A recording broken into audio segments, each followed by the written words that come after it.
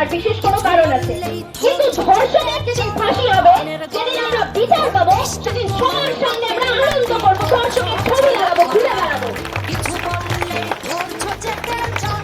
আমরা চাইবো দেশের প্রতিটা প্রান্তে যেভাবে আন্দোলন হচ্ছে, এই আন্দোলন সাকসেসফুল হোক, মেয়েরা বিচার পাক, ভবিষ্যতে কোনো মেয়েকে যেন মুখ লুকিয়ে চলতে না হয়, এটা চিন্তা না করতে হয়। রাত্রিবেলা একা যেতে পারবো তো?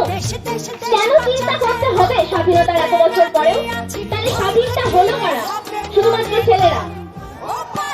আপনারা এই যে লোকাল যারা আছে সবাই শুনছেন, আচ্ছা আপনারা বলুন তো, বাড়ির মেয়েটাকে তো সন্ধ্যার পর বের হতে দেন না, তাহলে ছেলেটাকে আসতেন না কেন? ছেলেটাকে আসতেন না কেন আপনারা? এবার বলছি, মেয়ের পা থেকে একটা শেকল খুলুন, একটা শেকল ছেলেটার পায়েও পড়া। কারণ ছেলে মেয়ে এখন ইকুয়াল, কোনো ভাগাভাগি নেই। পুরুষত্ব দেখানোর জায়গা কোনো মেয়ের শরীর না, এটা মনে রাখবেন এবং আপনার ছেলেকেও এটা ভালো করে শিখিয়ে দেবেন।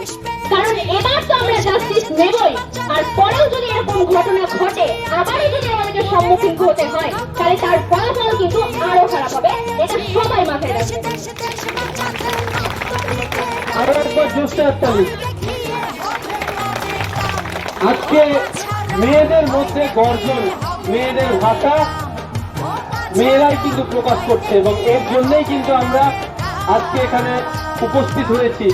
এবং আমরাও চাই যে রাস্তা দিয়ে যখন কোনো মেয়ে যায়, তখন আমরা বলি, আমাদের মা বাবারা বলে যদি ছোট ড্রেস পরে, তাহলে বলি যে দেখ খারাপ ড্রেস পরেছে, আমরা খারাপ ড্রেস পরেছে তাই বলি, কিন্তু আমাদের মনে হয় ওর ড্রেসটা খারাপ করেনি।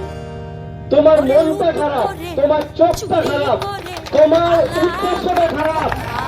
তার কারণ আমরা মনে করি যে যদি আমরা আমেরিকা কান্ট্রিকে সব থেকে শক্তিশালী কান্ট্রি আমরা মনে করি, তাহলে আমরা সবাই দেখি সেখানে বিচে স্বামী স্ত্রী ছেলে মেয়ে সমস্ত কাউকে নিয়ে ছোট ছোট ড্রেস পরে স্নান করে বা ছোট ছোট ড্রেস পরে ঘুরে বেড়ায়।